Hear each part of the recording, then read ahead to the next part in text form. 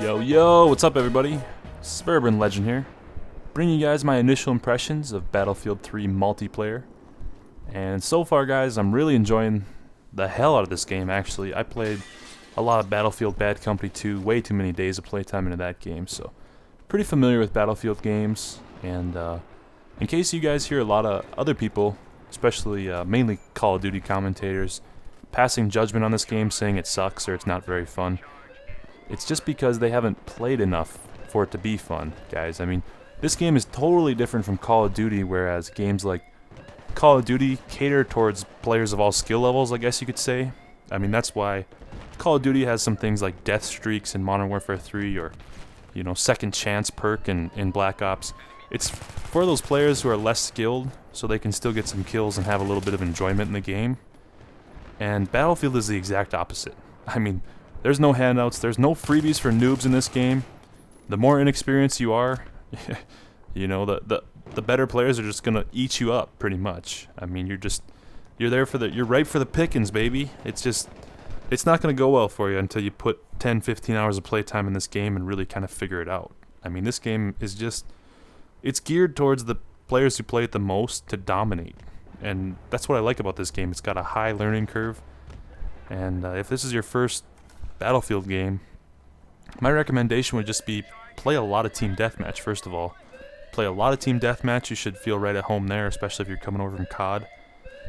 And then, you know, once you play a lot of Team Deathmatch and Squad Deathmatch even, then jump into the games like Rush and Conquest, because those games have a high learning curve. You really got to learn a lot.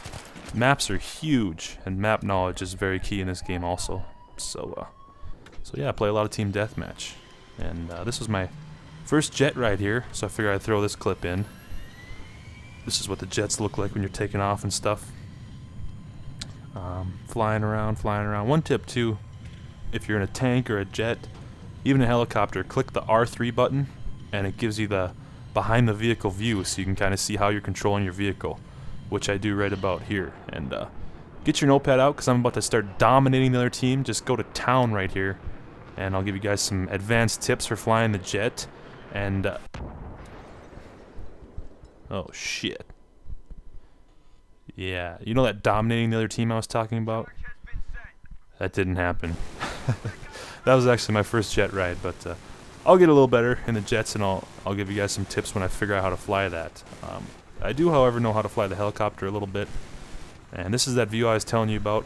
If you look through the cockpit view, you really can't see if you're going down or staying in the air, and you end up crashing most of the time, like a lot of the noobs do the first time they jump in a helicopter. So here we just got the last set of objectives, so I flew forward to the next two set, and I was just telling my teammates to jump out and set the objective right away before the enemy team even spawned in. So we got that set of objectives pretty quickly.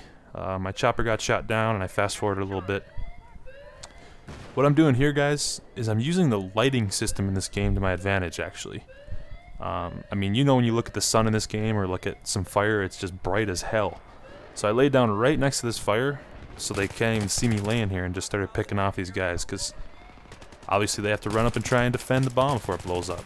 So first of all, one more thing about this game, guys, I'm really enjoying Team Deathmatch.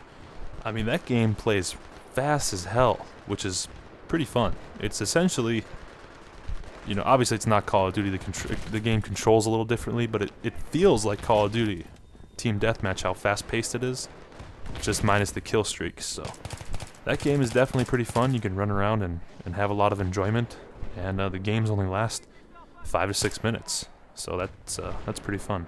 This game here, for example, takes a ton of editing to edit it down short enough to watch on YouTube. I mean, this game was like 25 minutes before I did a bunch of chopping.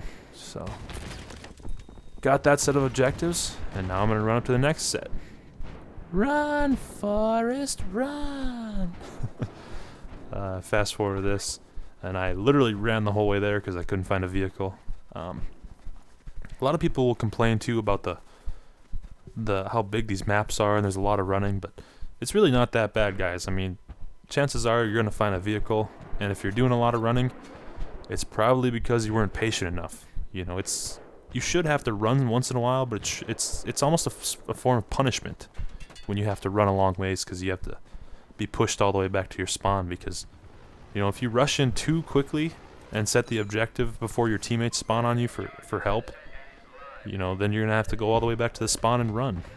Run for a few freaking miles, so it's almost a form of punishment, like I was saying, guys. But one more thing, too, to keep in mind when you're comparing this game to Call of Duty, like a lot of you guys probably play, just look at how big these maps are, especially in Rush. I mean, these maps are just massive. You know, all Call of Duty maps compared to this game are tiny.